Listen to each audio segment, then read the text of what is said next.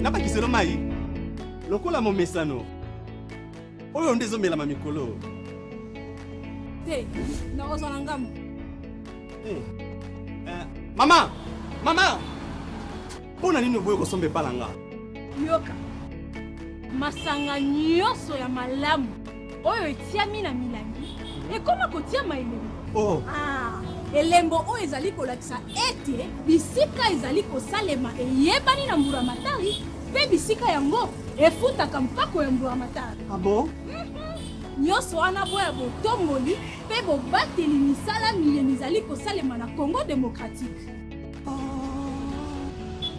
Mpona kobatela bayimboka na bokono ya ndenge na ndenge, esengeli totelemela bizaleli mabe oyo ya bokotisi na nkuku biloko biye bifuti mpako ya mbulamatari te. Tosalela banso oyo babengi marquage sécurisé, bolandeli to pe traçabilité na ekenge kofungola miso ga na kosombaka kaka biloko miye mifuti mpako.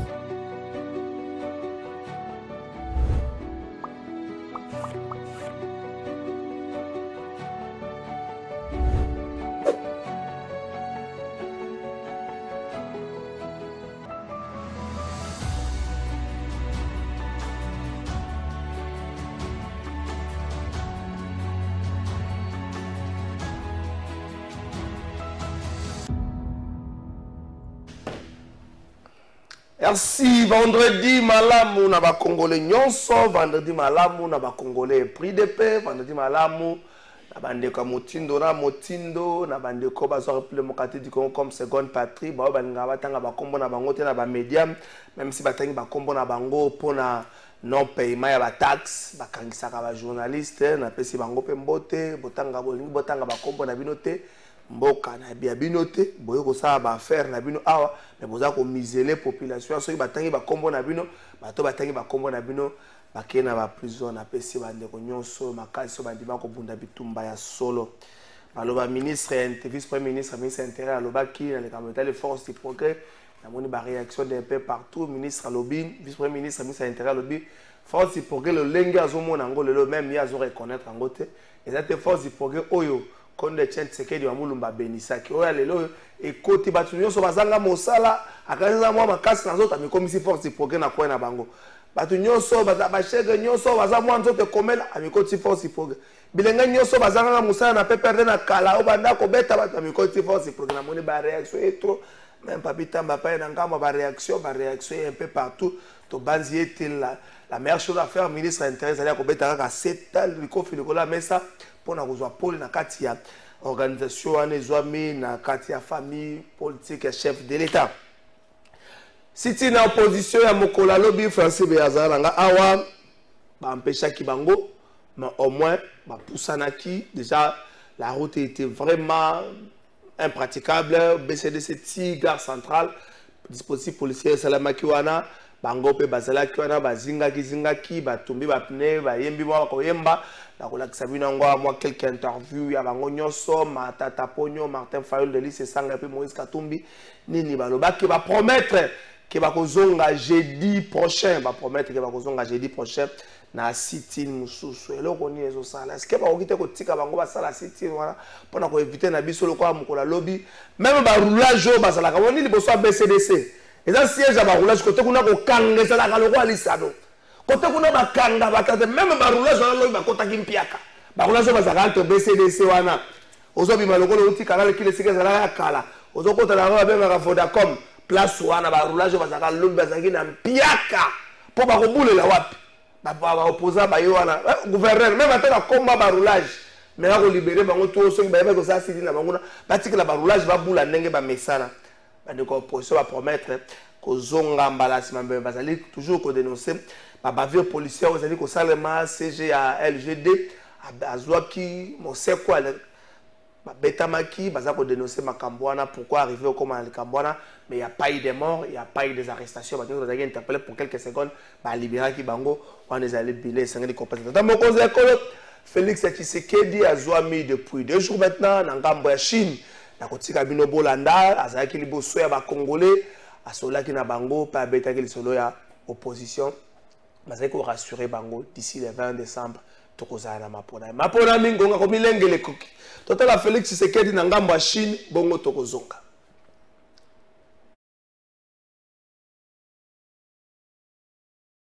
Plus de millénaires a accueilli sous un climat frais un hôte de marque.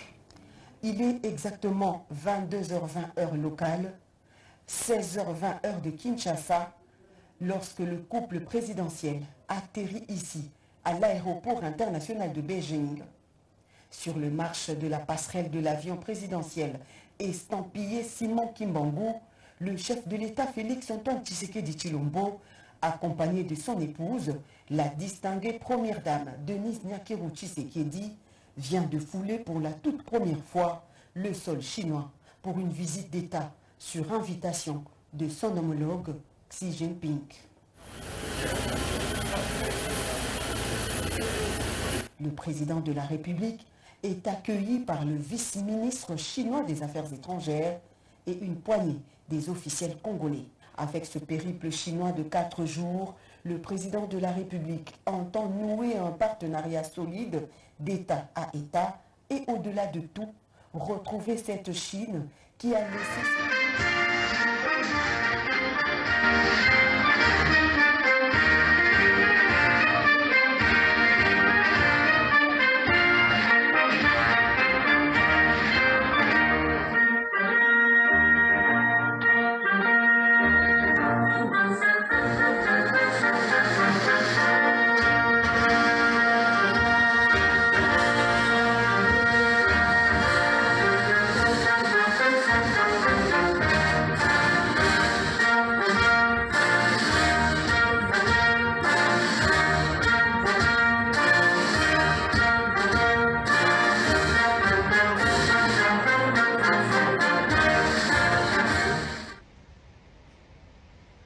Elle a dénoncé la CENI, elle a dénoncé la Cour constitutionnelle, mais finalement, ces mêmes opposants ont rejoint quand même le processus.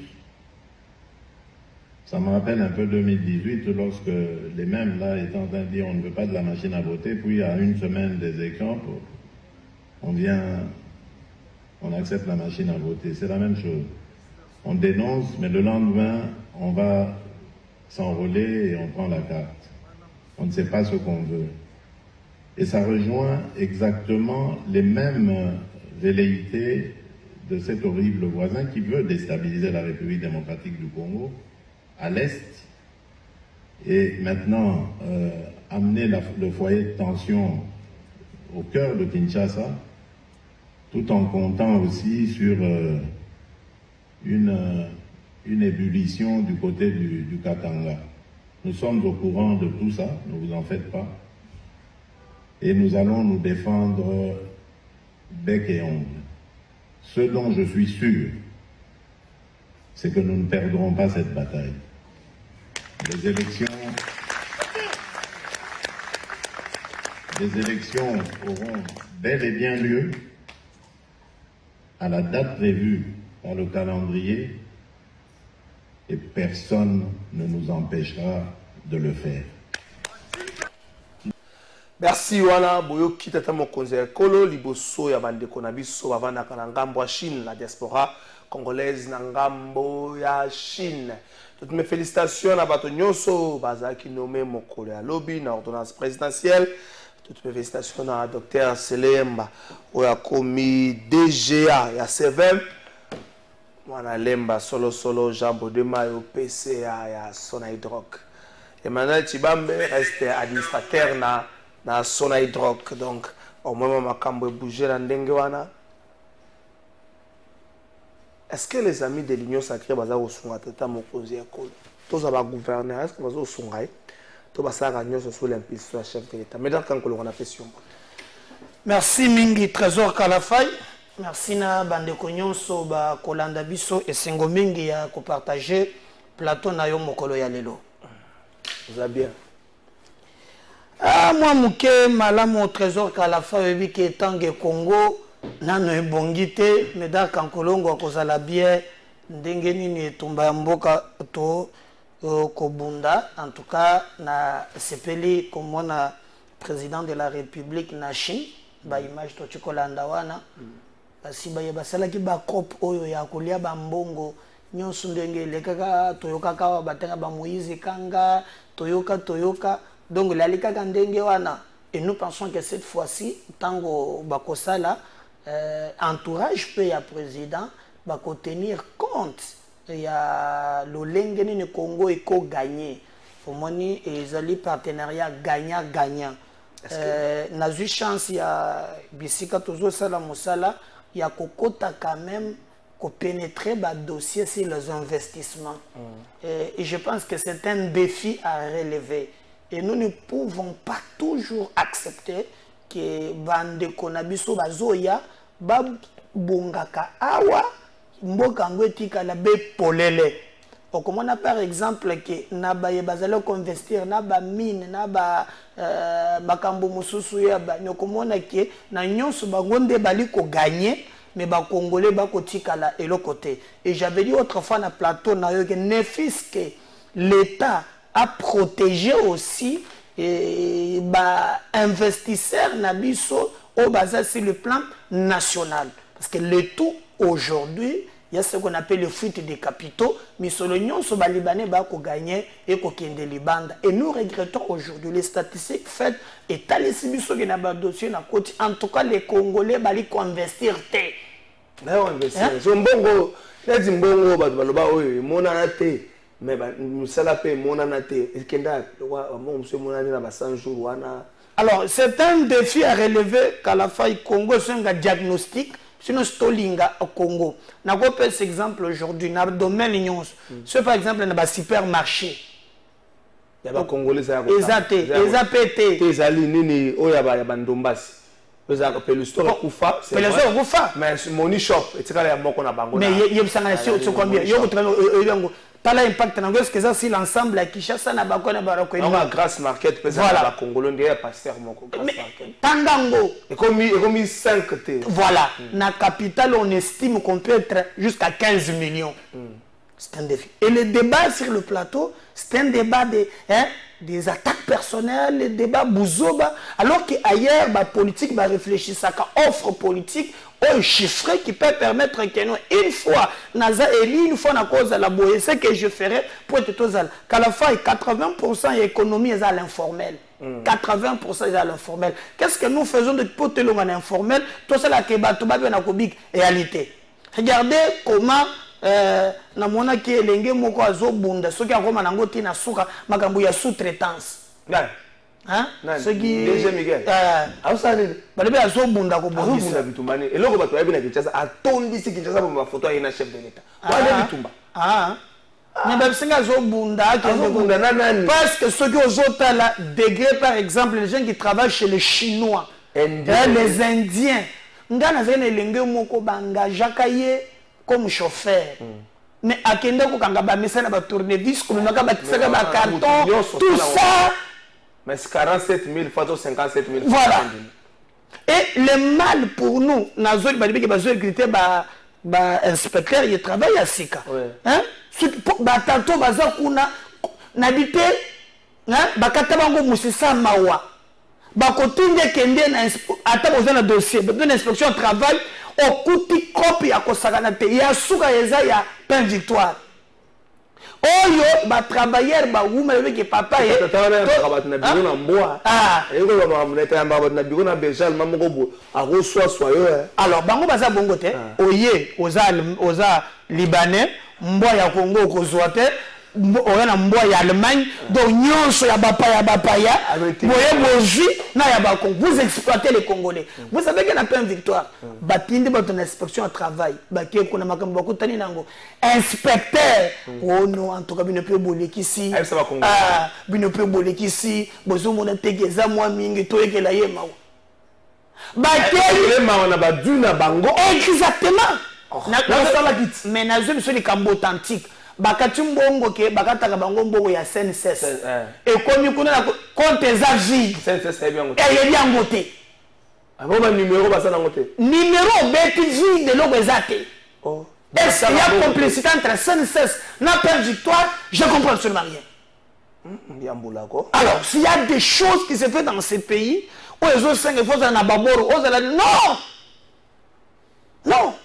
Et Sengeli vraiment, Batubala de Samakambouane. Et l'État est Sengeli à sécuriser. Et Zali, il a maman, mon connaît un dossier avant tout le en marche. Et Zali a parcelle, mon connaît Zali na Gomba, je crois, Simaya Aldar. Aldar. Le Pangouane de Zali. Ezali na kotaliso très bien même na ba dossier wa nyonso ezali moto mopa mama moko aza na bomoi congolaise mambule pusali aza sa kufa kutu abota bana na ye mibale na bana mibale wana bana bakenda poto le pango na bango tikalaka aw batie ba locataire grand frère na bango liboso to bandaki ko gérer pour ça mibale certificat pe yango ya lupango wana komoni papa lupango en 1958 il a été ce qui suit à Pesibana na ye lupango na Gombe na nini wana. Alors ce qui m'étonne ezali ke tango grand frère na bango akufi ya liboso comme baza mibale baza na certificat c'est que moko Freddy anta ya motoninga kota na nini wana abandi kozo pe abandi kozo la mbonga na très bien.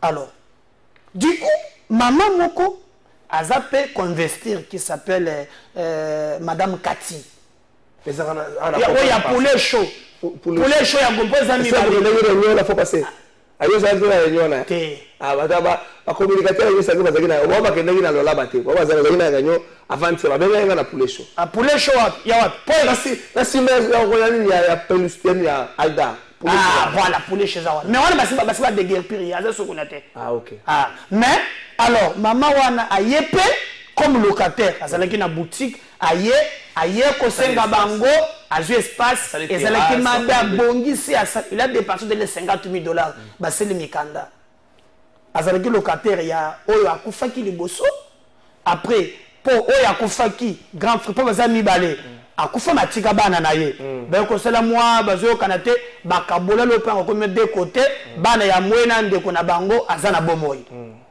ndeko na ngai après mikolo poto ndeko na pa benga kinga kombo na ye monsieur Mbomosha abimi wo ngai bozana banyongo na ngai dossier mino bandaki ko landela boye na boye bo bozana ndeki na bino moko ya misatu ye wana nde ba poninga le liquidateur il faut toter le par l'état terre le pas bozana banyongo na ngai monsieur Mbomosha nda abimi alobi azam ta famille te mama akufaka tiki bana mibale mais ba bisi mwana moko misatu ya alobi mwana misato azali maman to na tata ye moko muto ayebi suko selon lui mwana wana moto asali ke maman na bango zaki na banyongo akoki kofuta ye te et en contrepartie faut l'état teka lopango et pe tu peux t'imaginer ndeko sana poto asala boye wo lopango tekemi na vente publique bateki yango et c'est au meli mikolo.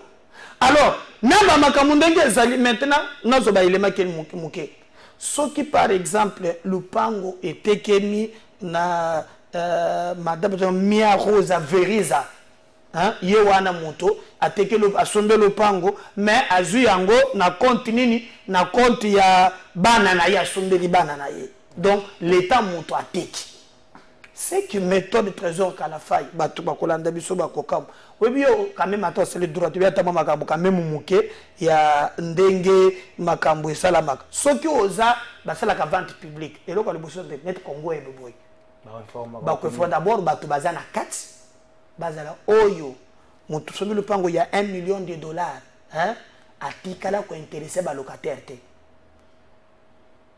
ba fango le pango c'était comme vente publique esalamaka tribunal je crois ya Gombe monte tekaki lopango eza makambo soki okokamwa ndenge nini wo ye kuna na poto apesi ba procuration ambassade ya Belgique légalisée bato na ambassade ba légalisé te et puis na moya lelo na makambo ya IGF c'est difficile que boté ka lupango 1 million de main à main IGF a commis ko exiger que pona koteka lupango et sengeli ba virement bancaire voilà c'est la ref pona ko lutter contre le changement de capitaux voilà mais wani salamité chose grave nazalaki na une émission liboso na lekaki na bande na likamboyo oh namoni bato moko babengenga wonde komeda biso pe réseau wana toza problème ya pona biso majestique soki na William surtout ko c'est le succès baboteli biso pe le pango kandenge wana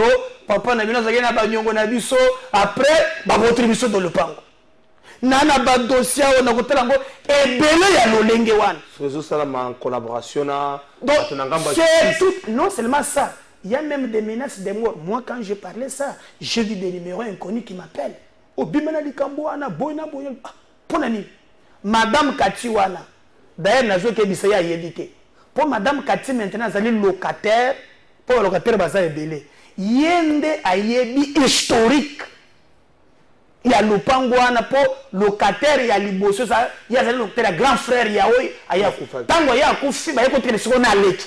Donc il y a yeli makambo le pango bien. Azana ba secret belé, batiki ba locataire musus ba déguerpir même déguerpissement na ye ce qui hôtel très bien. Ah, ezana ba illégalité mo ya kosakana te. Alors, ba l'initier. Mais comme quand même, il y a la justice, maman loba, parce que le dossier est la justice. Maintenant, il y a ma tête. Le président de la République. Ah, non, mais je dis ça. Le président de la République a commis pour un état de droit au vrai sens du mot. Bondimi, bah déguerpir madame oui, na ba condition, mais maintenant j'ai les informations que babaluki, bah que confunda balobi tant que madame Katia kozala libanda, akobanda ka koluba ka ba vérité, il faut ba kangaye. Non seulement que ba kangaye, mais ce jour-là, bah muntu moko ko tena restaurant na ye, azobima, ba kanise kezaye. Selon les informations nazu, on a filé na 10 militaires. Quitte, yo madame, et le client est obligé à retourner. Donc, makambo ko touché. C'est matubazo le makambo mapangu kala faille na Kinshasa, talibino zaka faille les autres bazo nyoko la ba congolais. Et je comprends pourquoi le président avait dit encore la justice sur le banc des accusés. Momocha, je vais être honnête, à Bengingai. À Bengingai. À Bengingai. De la part. À lobby, non, ndenge zawana, nazana ba document mususu, boyena boye, ngana tuni, ok. Parce que le pango oyo, ezali d'abord donation. Maman na bango azana bomoy. Aya sombe, nezana bo sombe libana, uzana na bomoy. Mena mikanda bango bakati na bango succession. C'est ce que mon temps finit. Alors que le point de ça, donation. Son côté la donation, vous dites que pour lui, alors que non, il y a un document contraire, il y a un dossier, ça fait 20 ans. Le problème est ça. Mettez à disposition un document pour que ce soit correct, total, mais selon les informations. Même si que le pango musus est un rond-point Willeri. Ba frappa qui ndenge wan. Le pango ne kei étant aux zoloba papa coûte.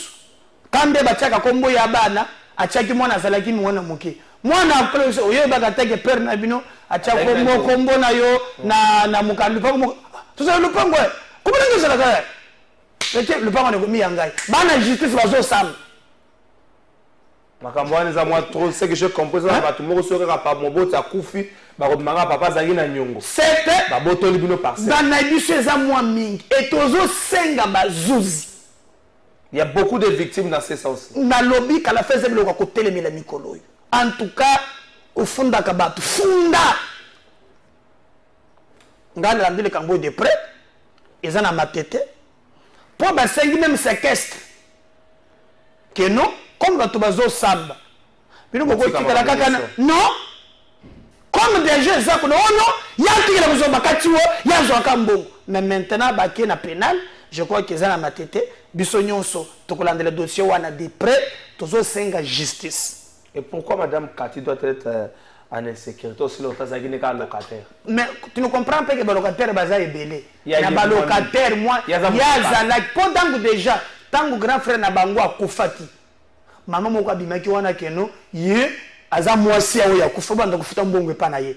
Il y a le détenga la fanda kana poto, hein, na yébi quand même mon colo. Na numéro 082 bobenga te bossa un message. Na yébi que dossier za moi sensible bossa un message. Alors le mec mais oh yo zalaka nga yebi muto azaka na poto moi si na ya tele ko présent to mata mo to pesa yo ah donc muto boko déjà bimaki na kombo ah ngaza moi si wana maman timbalino oh ba salaki mariage na etemali angalie ba ku kangisa ya kima omoni c'est-à-dire que madame Cathy na ba locataire nyonso ayebi presse ayebi po yazaki na contrat na grand frère na bango ali moso. Et ce qui m'étonne, il a même engagé pour les choses. Oui. C'est pas au-delà de 50 jeunes qu'il a donné l'emploi. Même qu'on déguerpire, cabinet au déguerpire, elles ont frappé les sources. Il y a beaucoup de choses. Na tomboli mo ko non, ba magistrat, ba to nyonso, bazana ba biloko yo batik. Mais pour na likambo ya pango ya Freddy, je peux demander na magistrat za na dossier que tout aussi to yebi ata la simazonga moto ba lo bande ba lo baka les bons droits parce que droit hein ezalaka le droit c'est ce qui est juste. Alors injustice ba to bazo na mapangu schéma oyo soki to telemi nango te kala fai même yo ko bunda ndengo zo bunda boyo lobby osombeli bana lopango c'est devenu un problème et je demande au président de la République n'a service président à conseil supérieur magistrat surtout président il y a conseil wana est-ce que justice conseil supérieur à magistrature est-ce que magistrat est-ce que justice na Congo ndebela ngaka mais na fona njuma Pasteur Élisée Manzambi, ça fait plus d'une année, il y a moi, il y a 3 et pas miyibi. Maman, on va le faire à la GM, on va le faire à la occasion à Bandal. Juste à ce baluka pour kanga maman. Maman, n'a pas eu de moson. Pasteur, comment on le chaque jour? Non, les bons, tu sais, Baïbazo, c'est la Macambouane. Dieu, c'est un Dieu de justice. N'utilise pas force aux anango na mbongo na yo pour faire du mal aux gens. Tout passe tout court. Rien n'est de mer. Il faut qu'on y ait que batu bazo tangisa mai na misu. Nete ndego na solo na ina pot. Butu na sango benga ngai. Papa ngana ko kufa. Lupango mama na ngati kele biso Congo ba boto. Alors quand il explique ça en Europe, hein? Parce que est-ce que mboka de bino eza mboka. Parce que même na ba lever na ye obana ya na tout.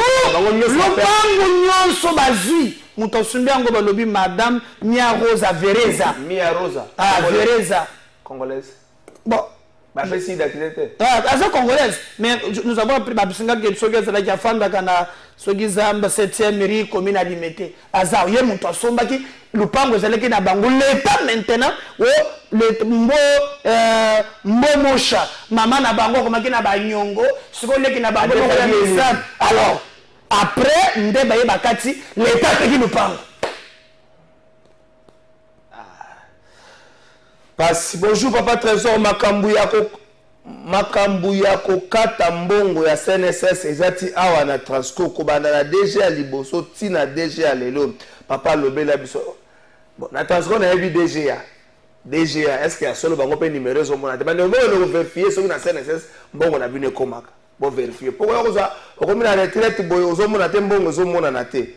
Makambo ya kobotola ka banda ko bato zali réseau moko ya kobunisa pasteur Meda to suki sali kambango un dernier mot pour na ko suki sali dossier ya bato babotoli parcelle.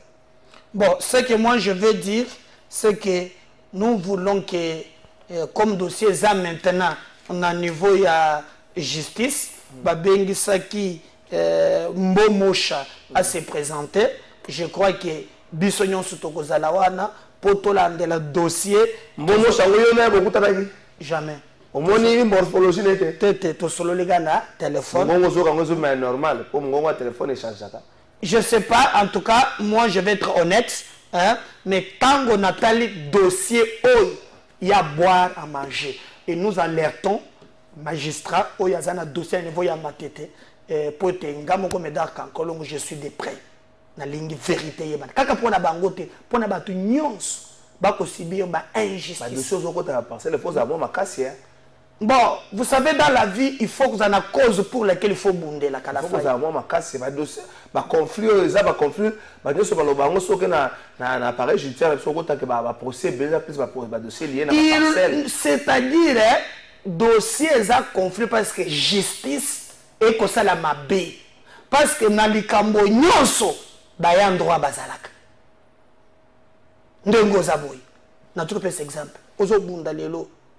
Muke muke ozozwa olobi okomi na libota osombi mabele otie kombo ya bana kala famille tia esika ya bana wana oba to bazo ba ko sibe ba injustice pomba muntu ya makasi moko boy aya boto le fabwa alors c'est un réseau comme balobela kayango te bato bazolela na mungongo na yo tombola yebisa bato bazo sala que le Congo ne vous appartient pas.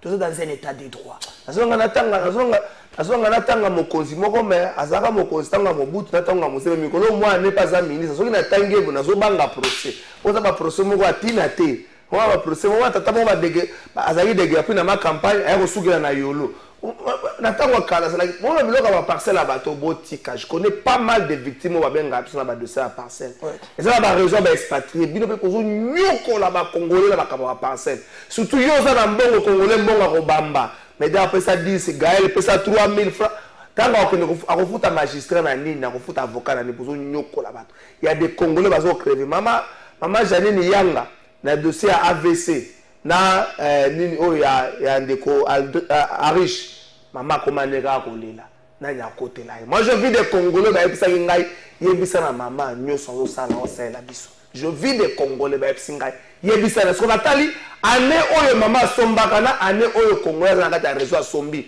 muta somba na 58 yo sombi selo na 2012 et comme ya yo ndenge nini donc ça na bateau ba c'est 17 de puissant conseil supérieur ya magistrature botala makambo ba magistrat ba ko sala conseil supérieur ya magistrature na bengi bino 3 fois pour makambo ndenge zokende ngimukende mabe magistrat okozwa nombongo lesi bana mais kokamwa te na ndako komi na bana bizengi mibale kisokota te okomi na bana bizengi mwana komi bizengi mais kisokota te pona nini bato bazolela na kombo na yo mwasi abimaki bo asala accident likambo tali voiture tosali nyonso contrôle technique tosali poani bato bazolela na kombo na yo eza mwa pasi boti konyokola bakongole na dossier wana j'espère bien que bandeko oyo magistrat za na dossier oyo lobande droit koloba mposhi te koloba mosolo na maboko te lobande droit le pango eza ya nani mama akufa na mboka zali azotala okolia na yo mbongo c'est vrai aussi mosombi peut-être ozali no victime ya bakabala bato mais ya mbosomba tuna soki po mone komi boy soki ozala possibilité ko récupérer mbongo na yo koluka to perdre yango pour l'état ko kolongi juste ko kolongi sa bakolo parcelle bato bazoki mbongo no bazomona soute volatiliser na nati o ba soko luko kanga bango vraiment justice président conseil supérieur magistrature ozaka mosala na nzambe veille na dossier oyo pour ba dossier à boy ba congolais ba solela. Bonjour papa trésor gouvernement congolais ba inspecteur du travail ba comment ko protéger ba MDM soki ezala ki na mboka la bango balingaki ko sala bongo pona ba congolais ministère à travail on a habité na yo boko chao oya sous-traitant so na zo moneka ba photo gombe mobimba je vous ai servi la sécurité. Pourquoi on interpeller bateau, on passer mandat, à comme quand on s'attend la photo chef de l'État. Pourquoi on interpeller bango, ba congolais na magamba sous-traitance bazole là. À combien Germain Kambinga? À combien d'années? Germain Kambinga. Consommons congolais, on voit ça dans ba photo belé. Ça déjà à sous-traitance na bateau ya on lutte contre la corruption. Parce que la fiche, nous savons que la corruption continue. Nous avons la fiche, déjà la photo de chef de l'État. Les Camerounais, Congolais, nous sommes Félix Sekedi. Les Camerounais, nous sommes intimidés. On est intimidé par le chef de l'État. Nous sommes intimidés par le chef de l'État. Oh, DG, photo partout. Ça, nous sommes les Congolais, nous sommes les Congolais, non, tout ça, d'accord. Donc, on a régi dans l'interview, il y a un déco, il y a sit-in, il y a mon collègue, il y a un kafu. Merci à la merci à la message. Toujours de résister face à la police qui vous empêche d'arriver au siège de la CENI. Pourquoi vous êtes encore là? Écoutez, nous sommes là parce que nous sommes venus manifester contre un processus électoral chaotique, nous l'avons dit. Les élections, ce n'est pas un théâtre. Les élections, ce n'est pas un folklore. C'est un processus inclusif, transparent, équitable et juste.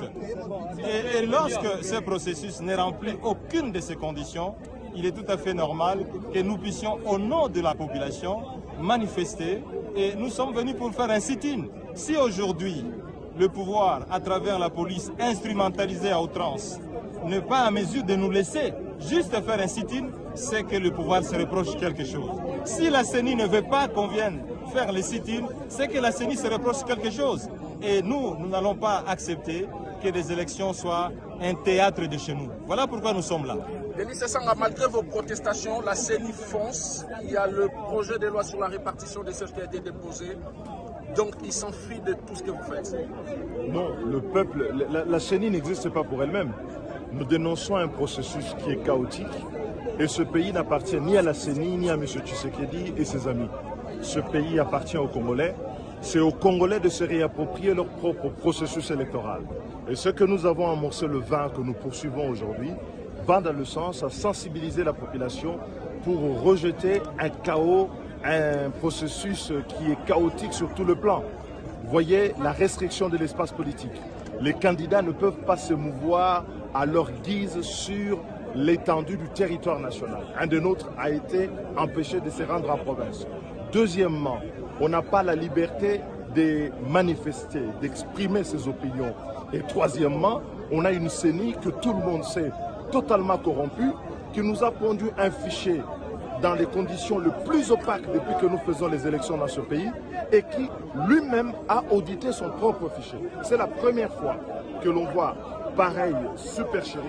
C'est une forfaiture contre laquelle ce ne sont pas seulement les leaders ici présents, mais l'ensemble du peuple congolais qui doit se mettre debout pour se réapproprier sa liberté, la liberté de choisir ce qu'ils veulent voir diriger ce pays. Donc nous allons continuer ce combat et à un moment donné, le peuple va arrêter la CENI. Il faut que la CENI arrête et qu'elle comprenne que ce n'est pas de cette manière, par la force, par la forfaiture, qu'ils vont pouvoir s'imposer à nous tous. Moïse Katumbi, dernière préoccupation, vous êtes la bloc.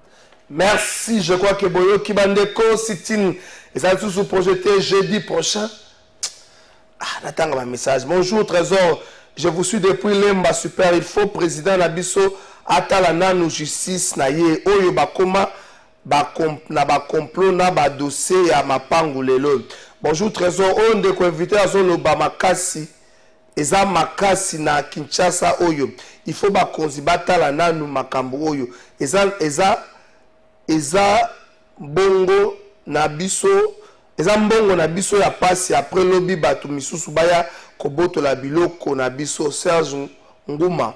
Bonjour Trésor, il faut veiller sur la justice de notre pays qui est à la base de tout ça. Ndeko Trésor, alors chef de l'État à Kotana no Makambo. Bonjour Trésor, tout ça eza na pouvoir moko na se ya makambo oyo nyonso. Wana ya makambo oyo nyonso wana po sans cop mawato justice na biso. Bato basa ko décrier justice na biso. Et dans le Congo, bon, soutien à Batoé, on continue contre le Belali Cambo jusqu'à ce que solution qu'on soit. On va veiller sur ça. Est-ce que l'autorité à l'Union sacrée, pour faciliter le chef de l'État, est-ce que la plupart des autorités à l'Union sacrée, notamment le gouverneur, comme ça fait, comme ça n'a mis sous l'opinion, fait ce qu'il dit comme un dictateur, comme tout le monde, quoi, ça a mis la répression à l'activité. la population. Est-ce que Bakokite Kotika Maramsu et Tambola, au lieu que tout comme en 2 ou 3 jours, la liste de Bimi Bomonio, on a interdit d'aller en Europe, on général Kassongo sanctionné au lieu sous $. Bon, il y a Yambo et Sengelo Yebake, Bakonzi Union Sacrée, il y a le Présidium, on a monté Sengeli à apporter, où il y a encore même pour être Union Sacrée et Zala. Moi j'ai toujours eu, Nabato Nyonso Oyo, Bazali très sincère, bako soutenir le président de la République pour la Union Sacrée. Na mona banda to banda changé te ezali bati le kwebo parce que hier mon banda le la informateur. Bon bosso pas changé. Non, bosso pas azali. Bato bazali benga celui qui a le président avait nommé comme informateur. Au moment où on a fait cesser hein, ils ont bousculé Abimaka na front, la dégagé majorité. Et Tilelo, malgré ma injustice de gauche à droite, Atikali ferme et soutient le président, bien que ma intox, na manipulation, et ça, moi-même. Mais Moutuna Ngambunaye, Ameka Koluka Kosala, ce qu'il peut faire pour que l'Union Sacrée Kende, les bossous. Mais, il y a un gouverneur. Moi, je regrette que même dans les médias, même l'Église catholique, vous ne condamnez pas. Moi je pose des questions. Moi, des problèmes, des propos séparatistes. Il faut condamner ma propos séparatistes. Les propos tribales. Zana na rassurer. Autant africains, soutenir qui Vinicius, tant on a match, on a vu tous les Africains à l'unanimité qu'on soutenait Vinicius. Autant na Congo on a vu ça. À propos oyo et ça comme un tribalisme il faut qu'on condamne yango to balukana simate to lukela explication to pesa ngo forme il faut qu'on condamne la démarche nyonso tribal il faut condamner. Alors je n'ai pas par exemple moi j'étais au Kasaï nazalaki na Lubumbashi en termes ya ba infrastructure na ba province ba bénéficier na ba biloko c'est les Katanga. Regardez la Boma, hein, Tozokende, Mwanda. Tout ça, ils ont bien fait. Le président est en place. Peut-être que Nakasa, il n'a pas commis de Wanake. Est-ce que Kalafai, j'entends ces discours monter. L'autre là qui s'appelle si c'est fou, si c'est fou. Hein? Si c'est fou. Je parle des antivaleurs. Tu fais le discours. Non, non, attention, pour l'histoire c'est très important. La guerre civile commence, n'a pas propos non contrôlés, il y a des leaders d'opinion. De part et d'autre. Exactement. Exactement. Lorsque Bozali Kotambola par exemple, moi, Médard Kankolongo, n'a jamais encouragé le gouvernement après que ça marche. Non! Ngamoko naza produit ya ba marche bakanga ngamba lebele na ebi passe ya marche tala ba pota oyo vous avez le ba marche na salani je peux pas aujourd'hui pour venir bazo tambola non tambola non mais il fallait qu'on soit marche qu'on réduire ngona baluba. Et d'ailleurs, je veux vous dire... Est-ce que les initiateurs auraient dû marcher dans le bateau, groupe à bateau Moko? Les initiateurs n'ont pas parlé de... D'abord, l'anda va émission va marcher ça. Wana ba initiateur que je dis, bateau Moko. C'est parmi bateau et bazaba leader ba biloko wana. Est-ce que yo va dire penge, de connaît penge. C'est là. Par exemple, parti à Katoum. Et je pense que Katoum a un problème avec les Kassaïens. Non, il ne faut pas. C'est lui qui non, j'en ai pas preuve, tu me dis à Kakolongo. C'est là qu'à la fin. C'est là, Azana Bango pour intérêt naïe. Non. Je dis un peu exemple. Fais le cas de Bosso. Moi, si moi quoi bima ao, Azali président de la Ligue de femmes, il y a parti naïe. Elle a demandé pardon dans cette histoire. Qui a demandé? Toi, la dame a demandé pardon. Toujours la cité. Historia présent. Tu déformes l'information, c'est pas correct. Alors, yo ka communiqué, moi, il y a parti à Katumbi, la Kisangay. Oh, le mec, il va proposer, maman, il y a tenir, hein, pour notre parti. On va s'en communiquer. Oh, yo ka, tant que maman, je dis bien, présidente de la Ligue des femmes. Mais la concernée a demandé pardon. Je te dis, quand tu es dans un parti politique, ou il y a un parti national, à un certain moment, Makamba Bongo, vous avez considéré ça. Non, maman, wana, eza, ligne à parti, on le vient de Yoboko, parti ingénieur en côté. On peut pas communiquer, baloba, rien. On a mis le chouchou à la mingite, à la ministre à plan. À qui pour le tozo katakatanga. On a mis catholique. Elle va proposer Ezaki sorti na compte. C'est à Kalafa, tigre français. Bakoka takatanga. Oui, balobi yango. Lelo, c'est un fou. Non, pas sur le plateau, Médakan Kolongo. Pas sur le plateau. Déséquilibré. Non, retirez la popoana. Retirez, c'est ça qu'on a en Katanga émission. Retirez la popoana. Fou, déséquilibré par les amis injures. C'est fou, non? Non, les amis injures, les amis injures. Médakan Kolongo, s'il vous plaît, retirez. Autant pour ça, les amis. Bon, rappelez-moi. Retirez Yango. Retirez Yango. Comment on a dit déséquilibré mental, fou. Retirez Yango. Pour retirer. On a retiré. Merci. Retirez Yango.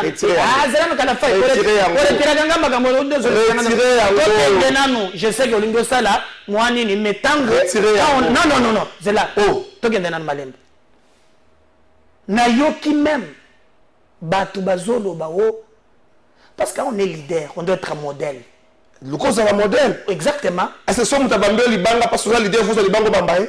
Qu'est-ce que tu dis? J'hésite. Est-ce que tu comprends qu'à la faille, pour déplacer dans le contexte n'engagé, à un certain niveau, il faut que tu aies un djamba. Baton souba mais la djamba, na mon épée ça bango mayeli. Nga ne bi place à Belekeza na Songololo ao. Na commune à Kinshasa. Qui? C'est fou si c'est fou de babenga kaye. Amelakana commune à Kinshasa na Songololo. À Saint-Thème même moi na Mokowan. Non, c'est trop bas. Trop bas c'est quoi? Pasteur. On a la casquette à politique pasteur.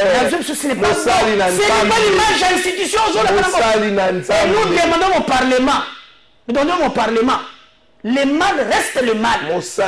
La Bible dit maudit soit celui. Oui, c'est vrai que les gens vous expliquez. Nous faut ramener l'investissement dans Boka. Nous avons débat d'individus. Je ne parle pas des individus. Je parle d'un cas virus.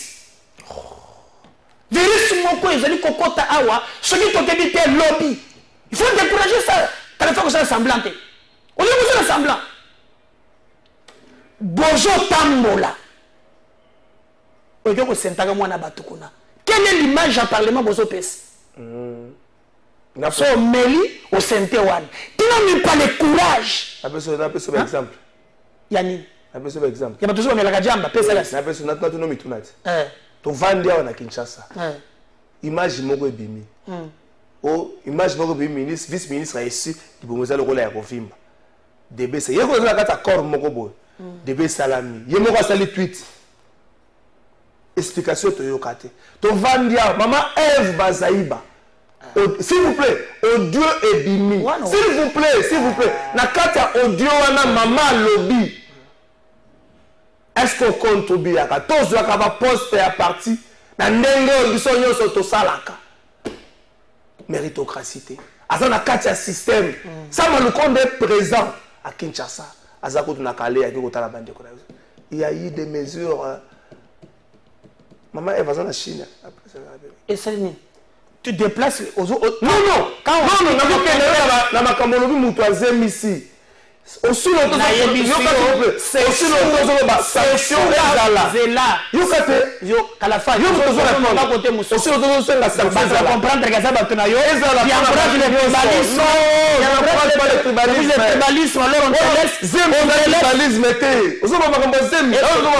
c'est immoral. Amélie Djamba wa et il a le droit de venir. Pour cela, est-ce que c'est important? C'est important, nous devons décourager les antivaleurs. Les débats. Moi, par exemple, moi. C'est là. Moi, par exemple, moi. Tu sais, ma femme a été colonel. Mukongo, Muntando, Mundele.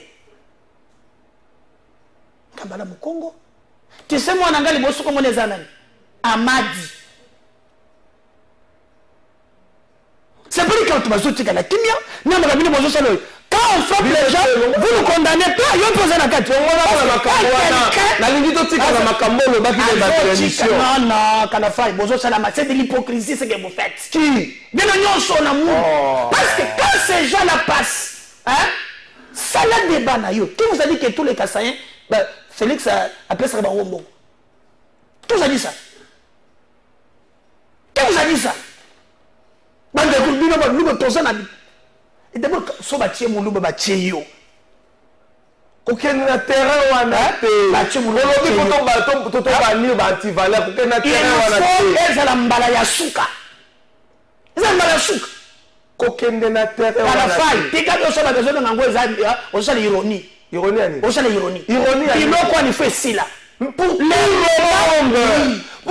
Pasteur, j'aimerais ici revenir. Je suis contre les propos tenus par Daniel Safou. S'il vous plaît. S'il vous plaît. S'il vous plaît.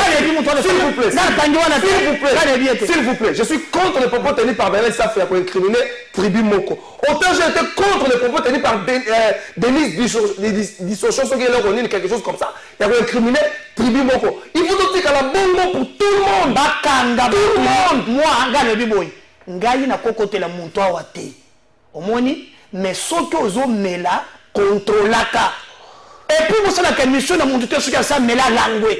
Vous avez un complice. Vous avez ma preuve. Vous avez ma preuve que la langue. Yaka, papa, Kende na Songolo na Kokomina Kishasa. Avant ça, vous savez, monsieur le Rwanda. Omoni, moi, il y a 4 ans. Oh, il y a 14 ans, moi, il y a 7 ans. Tu n'as pas fait que Baba Mbeke le pone. Tu n'as pas dit le pone. Moi, je ne sais pas avant ma Tanzela. Nani a bien le moi na kofia. Qui a pris défense à moi? Bonjour Trésor, il est vrai que Daniel Safou a tenu des propos tribaux, mais les cas sont légion. Denis Dissochon dans l'émission Bossolo, la politique avait dit que les Bachois doivent se taire, c'est notre pouvoir. Et chaque temps, il y a des gens qui le disent à tout moment sans être inquiétés. C'est toujours comme ça. Doit être au milieu du village, c'est Sylvain et Yambo Amassina. Quand on a... En fait, problème dans les animes. Bon. Bonjour Ndeko Trésor. Meda quand message encore bien. Bonjour Ndeko Trésor. Juste un message à Rangonoki. Bonjour Ndeko Trésor. Meda atika makam oyo. Les gens parce que retrouver au terrain au kota. La terrain. La terrain wana c'est là. Bonjour Trésor. Le la biso li kambo oyo za na agence na agent ya Transco.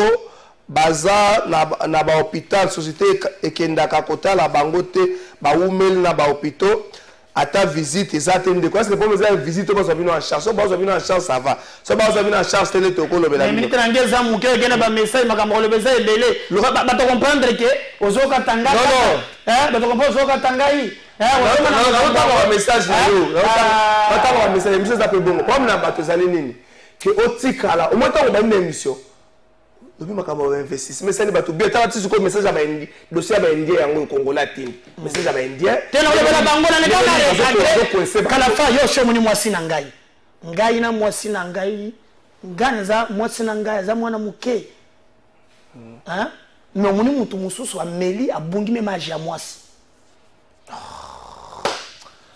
moko le musu na kenda kina banda papa maluba na ngati kana singa ngoko okataka tanga mission ko le bandene maluma na yo tout ce kana na philosophie moi l'émission yo to changer philosophie émission yo philosophie émission de ngo changer oh papa yango kanelanga to le kango okanelanga mo na cheka kasi ça là yo lingi bato comprendre que na cheka quand on attaque les gens hein vous avez l'émotion que ça la ironie vous savez pas les conséquences mais les conséquences c'était pourquoi on doit se laisser comme ça?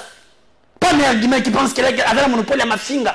Et puis les débats là, oh non, j'ai dit oh non, bon tamboka, et tout ça. Mieux vaut. Ça c'est un faux débat. Mieux vaut autant vous en éducation, madame, qu'être à cet âge-là, finir des chambres. C'est pas élégant. Hein? C'est pas ça. Dimanche au théâtre. Hein? C'est-à-dire quoi? Au théâtre. Le mal Jésus a frappé dans le tabernacle, le bagateur. Au théâtre. Bible zoloba, ala kalama mabe. Montozo benga mabe malam. C'est que yo na logique na yo. Ozo benga mabe malam. Dimanche au théâtre. Oui. Jésus a bêté à Fimbut. Ah ça finga qui peut. abetaki kaka fimbu abenga mwana mwasi moko ayi biloko kopesa bato na pesa ngo mwana mbwa ça bien pona yo attention Kalafai komanga na terrain wana te moto oyo ayeba bien que le débat politique et puis il a dit que baboni tchala mwana na baluba je n'ai pas suivi les non vous n'avez pas suivi j'ai suivi un semblant aujourd'hui c'est le semblant peuple je n'ai pas suivi l'extrait na tel que yo kama je n'ai pas suivi j'ai suivi extrait on a connu la place publique le reste je n'ai pas suivi exemple na place alobi boy nde tchala mwana akufi baluba nde babomi tchala mwana babomi nani mais il y a les éléments pour nous battre et na zo comme justice na biso pour nous battre il y a des éléments faut pas jouer avec les gens comme ça donc so vous la bangi donc on dit que non et ça vous souka mukili et là on a zo terre moi tant on m'a zo ça non c'est pas on a zo boyo ba ba bangi ba parce que on a zo boyo na venu Songolo na commune à Kinshasa au côté national tuna muntu nyonso bakoyebisa yo ba usanga nanwa kile sa gouverneur akangango non ngira pesa adresse pesa adresse yani bale pesa li wapi na bandani côté ni so komi na omoni na nini ya général ya général Yesu msobe Yesu ni njibu Salomon ko defete des alakawan so que avance vers stade des alakawan na municipal au viré wan muso za wan abenga na diam yesa gouverneur yo kango akangango jera ka songo waza ba trace mo kinda komela donc so million ni monde so na monde na bango ba mona ga baluba il faut arrêter ces histoires là mon toit ko changeaka ekolo na yazate moi ma femme eza mu Congo naza fier d'avoir moi sinanga mu Congo toza na bana Trinovic Glomefa moi na biso ya suka moi nanga oyo un joli bébé il s'appelle Raphaël Masala comment me pour yo tu veux me poser que non et d'ailleurs les informations ma possession je viens à Longola battre Bakongo bazana problème T il faut enlever le débat là les informations ma possession c'est monsieur Azar Tutsi qui c'est fou si c'est fou Zomona Azar Tutsi donc bocha Bakongo na makambo yote ce sont des infiltrés on va côté la biso awa alors Bakongo ba na problème T tous ensemble 450 égale à 1 tous à 450 bibisos tous ali ba congolais aussi longtemps ndenge moko na hôtel mais la médaille quand kolongo na angle wana ndenge moko na hôtel mais la bato nyonso to tikala na Congo moko ekolobo moko peuple be moko kozala mungala muswahili azam Congo te azasuti beto na beto wana yo muto zolo ba yango je n'ai aucune preuve je n'ai aucune preuve na makambo wana to battre la Congo ezala moko j'ai dit to condamner ba propos tribunaux nyonso ko mana munoko x to y to battre la Congo soki to bateli yango te tina ya ko vendre sika moko ezali te mais to zala bien na métissage de la culture na biso yango de la force na biso mais d'accord kolongo to komi na suka na peso 1 minute pour clôturer ya mbona funda 1 minute na ngai na yina senga na l'état dernièrement nazalaki na gouverneur na senga ki likambo ya wenze oyo ya o na moni batiaki na école ayebisaki ngake bako trouver solution pour na yango na sengi pe baya kotala likambo yo bazo bengela ngango mingi na makambo ezali na Delvaux wenze babengi arrêt solo batala yango mwa mingi et je n'ai seul peu plaidoyer pour na gouvernement ministre infrastructure na loba qui a quand même na la loba profiter na saison sèche oyo basela bana Delvaux ravin na bango moko ezali bisika wana. Mais sans oublier aussi quand même tozo senga ki bande ko nyonso oyo bazali na makambo ya transport. Mukolana nazalaki na tango na ke pona na lobisala plaidoyer na kota yana jiko muntu DGRK na oya transport ba menasa kinga mwa mingi, mais nous restons vraiment corrects. Tout mon ambongo ya parking, taxe parking na auto mona oya moto. Merci. En fait, autant je demandais à Médard de se calmer, autant je veux demander à Bandeko Nyonso comment déjà député, ministre, journaliste, en fait, m'envoyer un message là, je ne sais pas les lire parce que vous avez un peu choquant. Confirmer des choses pour se chercher une santé politique, ça m'a quand même tes messages on les a Médard, tu vas député mon ko et ça vraiment pas si beau. So batina qu'on a parlé, mais ça nous mosala wana contrôle, ça la mobeko, ça contrôle présatique ba magamu susu po et ça la moi.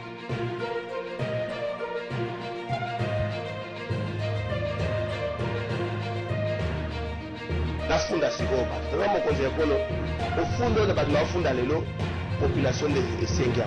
Nous avons joué dans la zone tant que papa comme a une situation à famille moi nous afunda kabato na se présenter le la moi tata mokonzi ekolo moi nous afunda kabato aye tata mokonzi ekolo ko funda ya lelo na ko funda pareil judiciaire tata mokonzi ekolo bitumezaka kana STT mais bitumezaka ba cours et tribunaux l'appareil judiciaire c'est vrai yo moko ndimela kangote mais malembe peuple a coupé sango mukongo tito kozonga na justice na biso ya bokoko oyo bato bazo samba na liboso ba mpaka mwa makasu mwa munga mwa sanction ya fimbu ya bokoko ndenge ezalaki po oyo ezo sala ba appareil judiciaire na biso même Lucifer azo kamo makamba ba parcelle bakoboto na bakosala boy sokoti epole tata mokonzi ya koloko te kuna ekozala milelo ti mokolo mususu okoyoka ke babotoli mama Marthe Lopango po bato ndenge bazokendeleza malamu te tata mokonzi ekolo kota likambo wana